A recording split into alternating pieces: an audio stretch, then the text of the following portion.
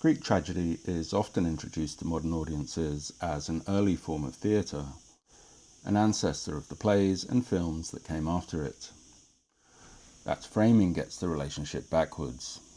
Tragedy was not entertainment that happened to carry civic weight. It was a civic institution that happened to take the form of entertainment. And losing sight of that inversion changes what a person is actually watching when they read one of these plays. The City Dionysia was not optional viewing. Attendance was effectively compulsory for citizens funded in part through public subsidy so the poor could attend alongside the wealthy, and the plays performed there were commissioned, funded and judged through processes that ran directly through the machinery of the Athenian state. A wealthy citizen called the Chorogos was assigned, as a form of public service comparable to funding a warship, to pay for a chorus's training and costume. The Archon, a senior civic magistrate, selected which playwrights would compete that year. 10 judges, chosen through a process bound up with the city's own systems of civic representation, decided the winner.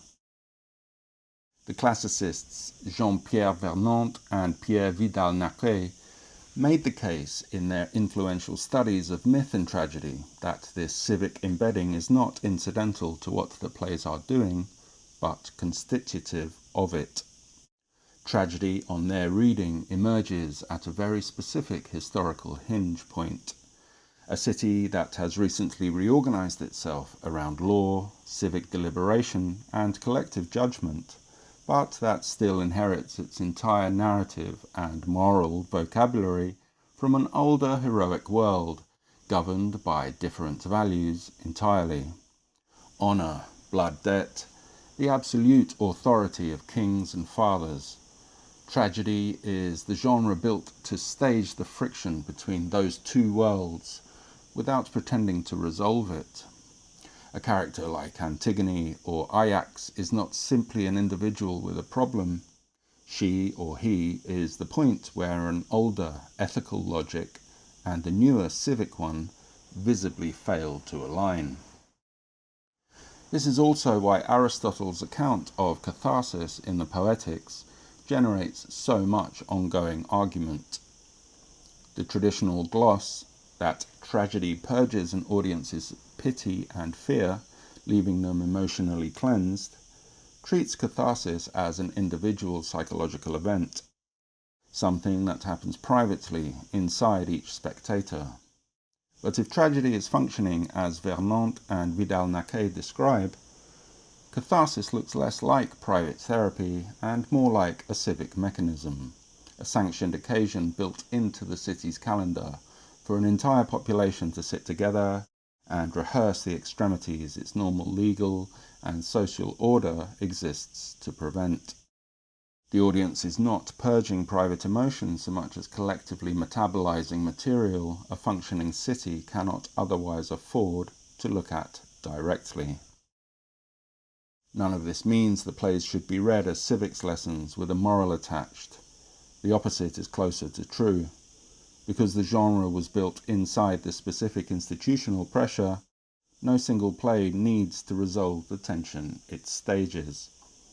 Aeschylus, Sophocles, and Euripides could each put a version of the same underlying conflict, the individual against the city, the old law against the new, private loyalty against the public order, on stage in the same festival in front of the same judges, without any of them needing to have the last word. Worth noting too, the City Dionysia did not stage tragedy alone. The same festival, across the same days, also staged comedy.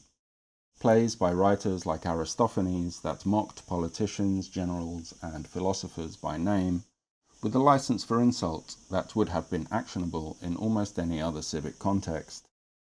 Tragedy and comedy sat inside the same institutional structure, funded and judged by the same mechanisms as two different registers for the same underlying activity. Reading tragedy, in isolation from that comic counterpart, risks treating its high formal seriousness as the whole of what Athenian self-examination looked like, when it was, in fact, only half of a single civic ritual conducted in 2 keys. That is the frame worth carrying into every episode that follows in this series. These are not stories illustrating fixed lessons.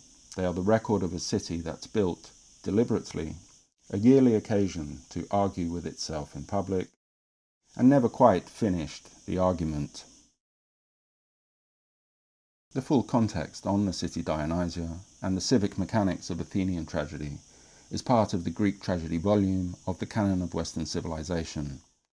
Link in description.